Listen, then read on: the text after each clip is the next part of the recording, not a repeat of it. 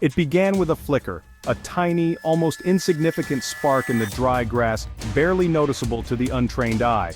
But in the tinderbox conditions that had been building for weeks, this small flicker was all it took to set off a chain of events that would soon spiral out of control. A wisp of smoke rising from the tinder-dry hills west of Jerusalem. The hills, usually a serene backdrop to the bustling city, had become a ticking time bomb. The vegetation, parched from an unusually dry spring, was ready to ignite at the slightest provocation. Within hours, that flicker had become a raging inferno, fueled by high winds and bone-dry vegetation. The flames leapt from hill to hill, driven by gusts that seemed almost malevolent in their intensity. The fire moved with a speed and ferocity that left little time for preparation or defense.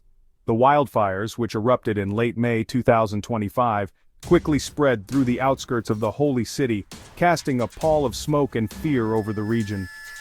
The residents of Jerusalem watched in horror as the flames crept closer, the sky darkening with ash and smoke. Homes were reduced to ash.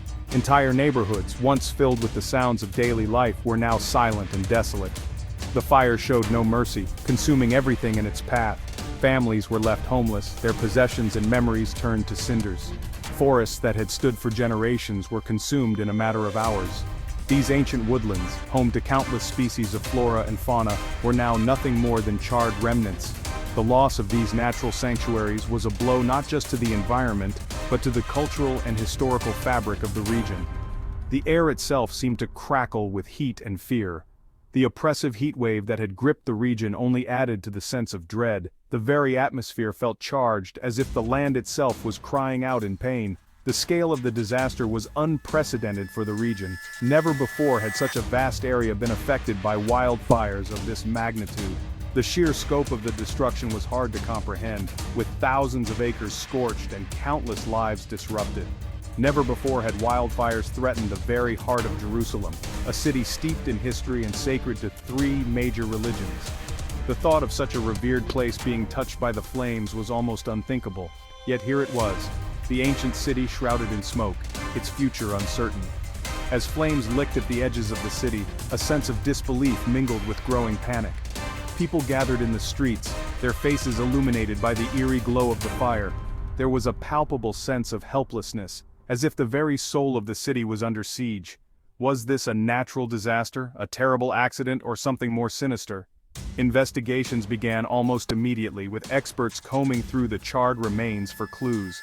Theories abounded, from lightning strikes to human negligence and even the possibility of arson. The truth, however, remained elusive, adding to the anxiety and speculation. Firefighters from across the region were called in to battle the blaze. These brave men and women worked tirelessly, often putting their own lives at risk to protect others. Their efforts were nothing short of heroic, but the fire was relentless, and the battle was far from over. Evacuation centers were set up to provide refuge for those displaced by the fire. Families huddled together, their faces etched with worry and exhaustion. Volunteers and aid workers did their best to provide comfort and support, but the sense of loss was overwhelming. In the midst of the chaos, there were also moments of incredible resilience and solidarity. Community members came together, distributing supplies and offering shelter to those in need. The spirit of Jerusalem, though battered, remained unbroken. As the flames began to subside, the focus shifted to rebuilding. The road to recovery would be long and arduous, but there was a determination to rise from the ashes. Construction crews worked tirelessly to clear debris and begin the process of reconstruction. Nature, too, showed signs of resilience. Amidst the blackened landscape, green shoots began to emerge, a symbol of hope and renewal. The land, though scarred, was beginning to heal. Memorial services were held to honor those who had lost their lives in the fire. People gathered to light candles and share stories, finding solace in their shared grief. The community, though shaken, was united in its resolve to rebuild and remember. As the sun set over Jerusalem, there was a sense of calm and reflection. The city had faced one of its greatest challenges, but it had also shown incredible strength and resilience. The road ahead would be difficult, but there was a renewed sense of hope and determination. The evacuation order came swiftly, but for many it felt like a race against time. The announcement blared through the emergency alert system, sending shockwaves of urgency and fear through the community. People scrambled to gather their belongings, their minds racing with thoughts of what to take and what to leave behind. The air was thick with tension as families and individuals alike tried to make sense of the chaos unfolding around them. Tens of thousands of residents in the western suburbs of Jerusalem were told to leave their homes immediately, grabbing only what they could carry. The directive was clear: evacuate now, or risk being trapped by the encroaching flames. For many, this meant leaving behind cherished possessions and memories, taking only the essentials: clothes, important documents, and a few personal items.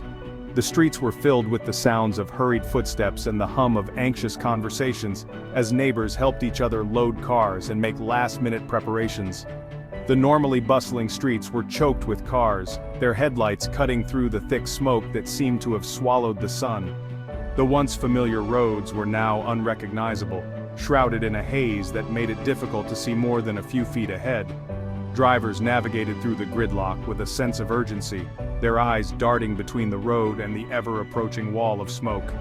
The air was filled with the acrid smell of burning wood and the distant roar of the wildfire, a constant reminder of the danger that loomed. Families huddled together in community centers and makeshift shelters, their faces etched with worry and uncertainty. The evacuation centers were a stark contrast to the homes they had left behind, crowded, noisy, and filled with the palpable tension of displaced lives. Parents tried to comfort their children, offering reassurances that felt hollow in the face of such overwhelming uncertainty. Volunteers worked tirelessly to provide food, water, and a semblance of normalcy, but the fear and anxiety were impossible to ignore. The lucky ones had relatives or friends to stay with. These small reunions offered a glimmer of hope and a brief respite from the chaos. Families who had been separated during the initial rush to evacuate found solace in each other's company, sharing stories and offering support. The bonds of community grew stronger in these moments of crisis, as people opened their homes and hearts to those in need. Yet, even in these safe havens, the uncertainty of what lay ahead cast a long shadow.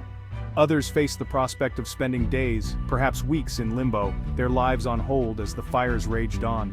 The temporary shelters, though a refuge from the immediate danger, were far from comfortable. Cots lined the floors, and personal space was a luxury few could afford. The days were marked by a monotonous routine of waiting for news, waiting for the fires to be contained, waiting for the chance to return home. The uncertainty was a heavy burden, weighing on the minds and hearts of those who had been forced to flee.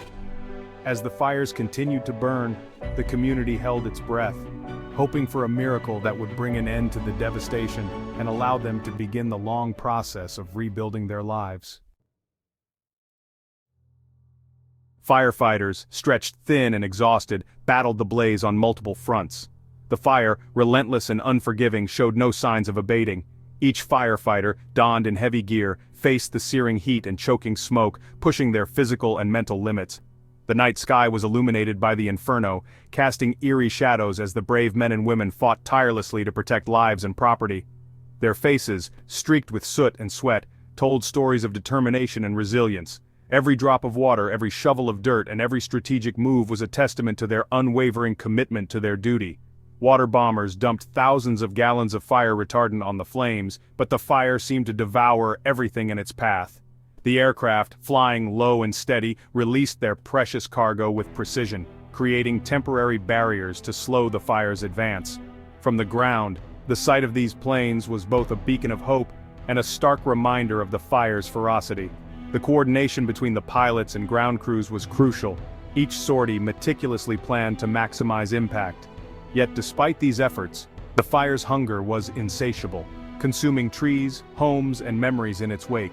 The Israeli Defense Force, IDF, deployed troops and equipment to assist in the evacuation and firefighting efforts. Soldiers, trained for combat, now found themselves in a different kind of battle. Their mission, to save lives and support the overwhelmed firefighting teams.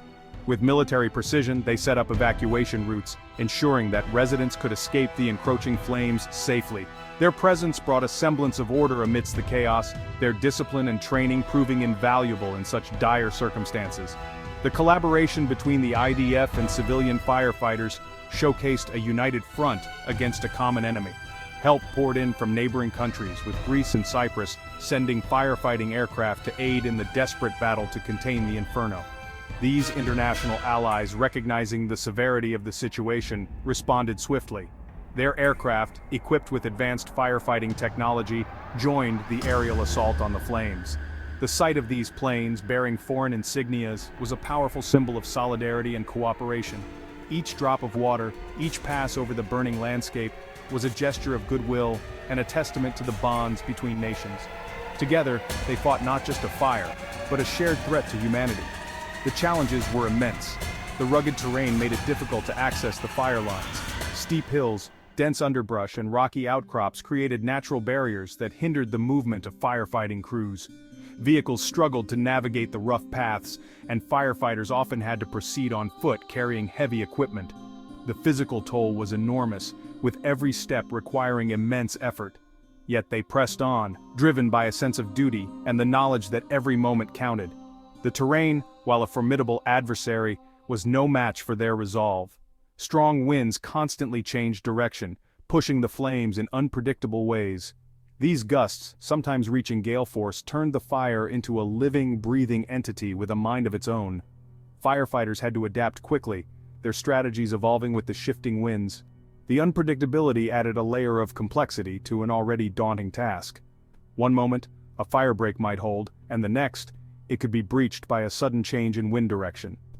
The battle was not just against the fire, but against the elements themselves, each gust a potential game changer. The air was thick with smoke, making it difficult for pilots to see and for firefighters to breathe. The smoke, a dense, acrid blanket, reduced visibility to mere feet in some areas. Pilots, relying on instruments and experience, navigated through this hazardous environment, their missions fraught with danger. On the ground, firefighters wore masks and respirators, but the smoke still found its way in, burning their eyes and throats. Communication became challenging, with radios crackling and voices muffled. Yet, amidst the haze, the resolve of the firefighters shone through, their determination undimmed by the oppressive conditions. Despite their best efforts, the fire continued to spread. It moved with a relentless, almost sentient force, consuming everything in its path. The landscape, once vibrant and full of life, was reduced to charred remnants. Firefighters, though weary, refused to give up. They knew that every moment of resistance, every effort to slow the fire, bought precious time for those in its path. The battle was far from over, but their spirit remained unbroken. In the face of such overwhelming odds, their courage and tenacity were a beacon of hope, a reminder that even in the darkest times, the human spirit can endure. While the exact cause of the wildfires remained under investigation, several factors contributed to their rapid spread and ferocity. A prolonged drought had left the vegetation tinder dry, creating ideal conditions for wildfires to ignite and spread. An unusually hot and dry spring with temperatures soaring above average had exacerbated the problem. On the day the fires broke out, a strong easterly wind known locally as the sharav swept across the region, fanning the flames and pushing them westward toward Jerusalem. The combination of these factors created a perfect storm for a wildfire disaster.